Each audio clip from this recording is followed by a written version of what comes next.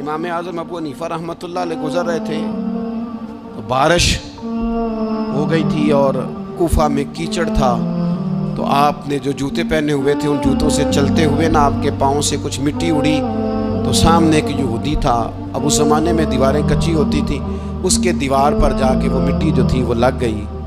اب امام صاحب بڑے پریشان ہوئے کہ میں نے اس کی دیوار کو آلودہ کر دیا۔ یہاں تو لوگ اپنی اینٹیں رکھتے رکھتے کئیوں کی دیواریں توڑ ہی دیتے ہیں، اور پھر وہ اس پر ماننے کو بھی تیار نہیں ہوتے، تسلیم کرنے کو بھی تیار نہیں ہوتے۔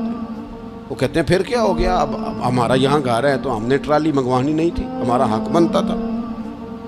امام صاحب کے پیروں سے ذرا کیچڑ اڑا، یہودی کی دیوار پہ لگا، اس کی کچی دیوار تھی۔ امام صاحب پریشان ہو گئے، سوچنے لگے کہ اگر میں دیوار سے یہ کیچڑ اتارتا نہیں تو یہ بھی زیادتی ہے، میں نے اس کی دیوار کو گدلا کر دیا، اور اگر میں اتارتا ہوں تو کچھ مٹی اس کی دیوار کی بھی اتر جائے گی، کچی دیوار ہے، یہ بھی زیادتی ہے۔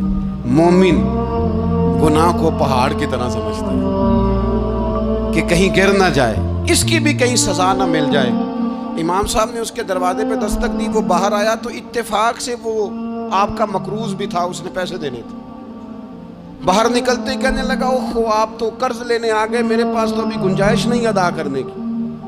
تو امام صاحب کہنے لگے تو قرض چھوڑ، وہ میں نے معاف کیا، میرے سے غلطی ہو گئی ہے، میں آ رہا تھا، لکڑی کے جوتے اس زمانے میں کھڑاؤں لوگوں نے پہنے ہوتے تھے، کہا وہ میرے پیروں سے ذرا کیچڑ اڑا ہے، تیری دیوار پہ لگ گیا ہے۔ اب میں بڑی دیر سے کھڑا سوچ رہا ہوں کہ اگر میں تیری دیوار صاف نہ کروں تو میں نے یہ میلی کر دی، گدلی کر دی، یہ بھی بات درست نہیں ہے، زیادتی، اور اگر میں اسے صاف کرتا ہوں کچی دیوار سے کچھ مٹی اتر جائے گی تو یہ بھی زیادتی ہے، اب تو بتا میں کیا کروں۔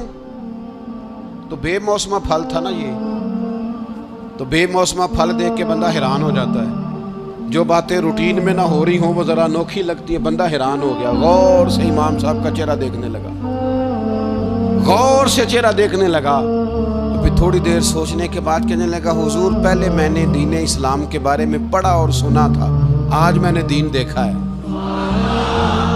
پہلے میں نے سنا تھا کہ دین اسلام اس طرح کا ہے، آج میں نے دین ہے۔ ہم نہ پوری دنیا کے کافروں کو دین سنانا چاہتے ہیں، دکھانا نہیں چاہتے، ہم نیک نظر آنا چاہتے ہیں، نیک بننا نہیں چاہتے۔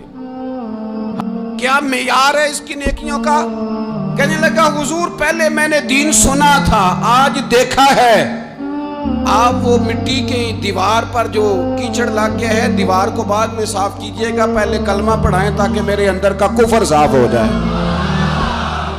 مجھے مسلمان کر دیں۔